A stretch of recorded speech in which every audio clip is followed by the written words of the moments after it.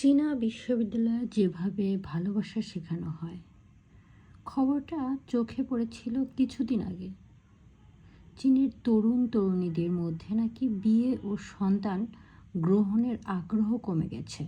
2024 সালে চীন জুড়ে 61 লাখের বেশি যুগল বিয়ের নিবন্ধন করেছিলেন, অথচ আগের বছরেও সংখ্যাটা ছিল প্রায় 76,80,000।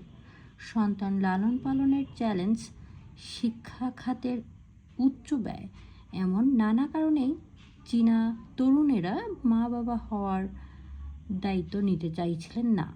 অন্যদিকে দেশটিতে শিশু বা তরুণের তুলনায় বয়স্কদের সংখ্যা ক্রমেই বাড়ছে। এই সংকট কাটাতে চীনা তরুণ তরুণীদের মধ্যে বিয়ে, ভালোবাসা, পরিবারের ব্যাপারে ইতিবাচক